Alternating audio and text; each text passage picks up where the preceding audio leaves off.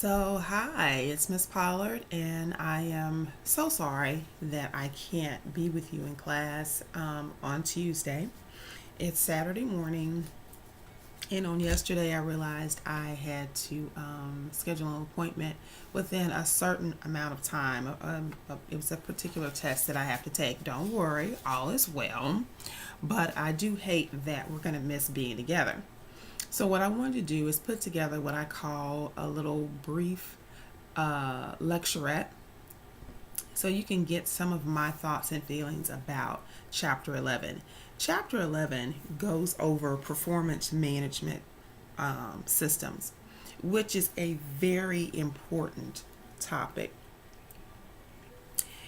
And all that we do as we go through this whole HR process and our roles as managers and the HR responsibility, among them, this is going to be very beneficial.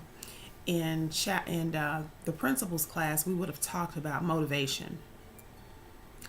A motivation is something many times that's derived from the performance management system. Performance management is the foundation of performance excellence. It's a process that includes setting clear and specific performance expectations for each employee and providing periodic, informal, and formal feedback about employee performance relative to those stated goals. So it's going back and it's talking about what it is you said that you were going to do around specific goals. So let's take a look. If I can figure out how to move the screen. Okay.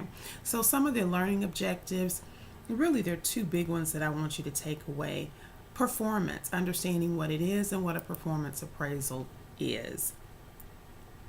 When we talk about a performance management system, it should be well designed and implemented and a system. So this is something that's organized and ongoing that let employees know how well they're presently performing, and it clarifies what needs to be done to improve their performance.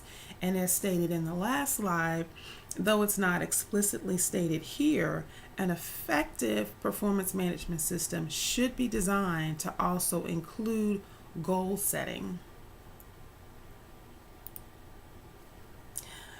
Before we even start delving into performance management systems, we have to understand what performance is. And you may say, well, I know that. I know what that is. I know what that looks like.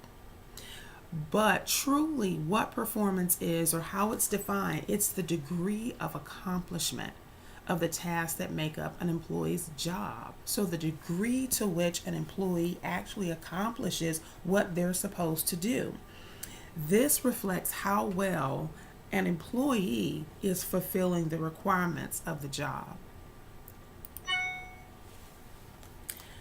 When we look at what the determinants of job performance is, some people say some people think or perceive that it's just about the effort, the amount of energy that an individual uses in performing their task. It's that, but it's also shaped by their ability and role perceptions. The ability is one's ability has to do with those personal characteristics that are used in performing their job. Role perception, that's an employee's understanding of which direction they are actually channeling the effort on their job. To me, that says they're able to prioritize and understand what comes first and what actually needs concerted effort at specific times. Environmental factors as performance obstacles. Sometimes there are performance hindrances that are outside the realm or the role or the responsibility or even the scope of the employee. Sometimes they don't have enough time, they have conflicting demands. Sometimes it's inadequate work facilities and equipment. There can be restrictive policies that affect the way the employee can do the job. Sometimes people are not working together And yes, it could be the type of supervision, and sometimes it's other things like temperature, lighting, noise, machine or equipment shifts, and sometimes just plain old luck. And these things are things or factors beyond the control of the employee that can actually stifle performance. When you look at environmental factors, you, managers, HR professionals want to do what they can to eliminate these barriers. Management is responsible for eliminating or at minimum minimizing performance obstacles. Management is responsible for providing, and in doing that, management is responsible for providing the employee with as adequate a working condition as possible and also providing a supportive environment.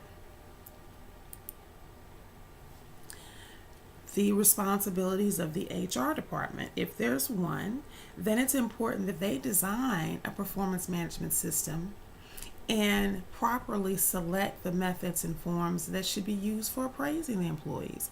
They're responsible for training the managers and conducting the performance appraisals, maintaining a reporting system to ensure that appraisals are conducted on a timely basis, and then maintaining performance appraisal records for the individual employees. Likewise, when it comes to actually performing the performance appraisal, it's important to know what that is. The performance appraisal, that is where you evaluate, the manager evaluates and communicates to the employee just how well he or she is performing the job under establishing a plan for improvement. This process, this documentation, this conversation is used to make administrative decisions, and it provides needed input for determining both individual and organizational training and development needs. It also encourages performance improvement. How are performance appraisals used? Well, they're used to provide validation of selection procedures. Once you see how an individual employee is doing, then that helps validate, the selection procedures that were involved in selecting this particular employee. And it also provides input to human resource planning. We know what that is when we're making sure that we have the right number of employees for our company. These appraisals help with that planning process. There are a number of performance appraisal methods. I encourage you to go through and read.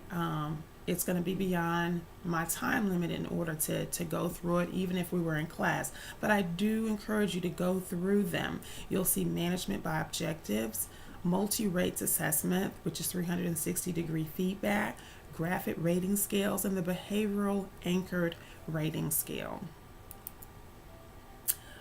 We'll go past these. I do want to talk a little bit about the multi-rater assessment. This is the 360-degree feedback. This is something that I found very helpful when I was at Bank of America. This is a process where you not only get feedback from your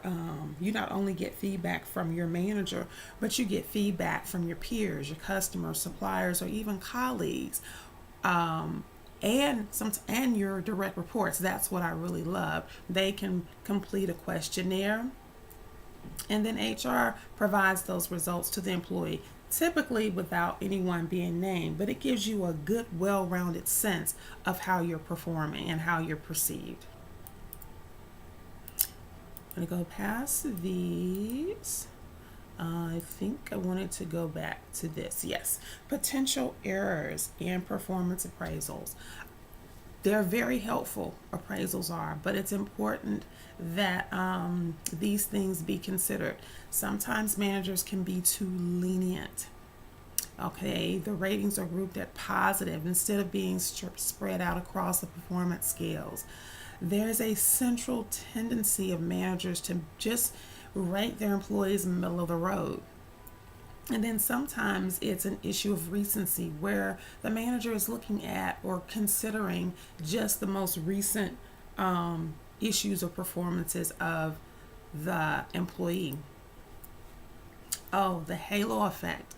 This is where a rater allows a single prominent characteristic of an employee to influence his or her judgment on other items in the performance appraisal. And the factors causing errors in performance appraisals include personal preferences and prejudices and biases and first impressions. These things can have an effect, a negative effect on performance appraisal. In order to overcome some of the errors in performance appraisal, here are some things that can be done. Make refinements in the design of appraisals and methods, meaning go back and review how the methods are working, get feedback from the employees. You can improve the skills of the raters or the managers. Typically, they're the ones that are doing the rating, by providing them training in the performance appraisal methods that have been selected, their role in the total appraisal process, the use of how that performance appraisal information how it should be utilized and applied, and then what I think most importantly, how to communicate the skills, how to communicate to the employee about the appraisal and give them feedback. The guidelines for managers in conducting the appraisal interview are pretty important. First and foremost, the manager should know what the employee's job description is, know what they're responsible for. The evaluation should be based solely on the employee's performance. The manager should be positive, yet candid and specific, and build on the employee's strengths, not the weaknesses. Listen to the employee. I think this is something that's missing oftentimes. And then get their feedback on how to improve their performance. What do they think about it? Factors that help influence appraisal interviews. Participation of an employee in the appraisal process. The manager is using positive motivational techniques. This comes from the training that they receive. And then the manager employee mutually set specific performance improvement objectives. So that means the employee actually understands where improvement is needed and agrees to the plan that will help to improve it. Other factors, discussing and finding solutions on problems that are hurting the employee's current job performance. Actually thought and preparation from the manager and employee that they put into preparing for the appraisal interview, and then the employee's understanding with regard to the relationship between the performance appraisal and the organizational rewards. How do those things connect? Okay, I try to do this all within 15 minutes because that is all that the system will allow me to record. So I try to get through everything I possibly could. That is these are pretty much the nuts and bolts of chapter 11. And I hope that it helps. Please remember to get your homework in. It is due Friday at 11:50 before 11:59. I'm trying to pull up that date. That date would be the 23rd. So I look forward to seeing you the following week on the 27th. Have a great week, and we'll talk soon. Bye-bye.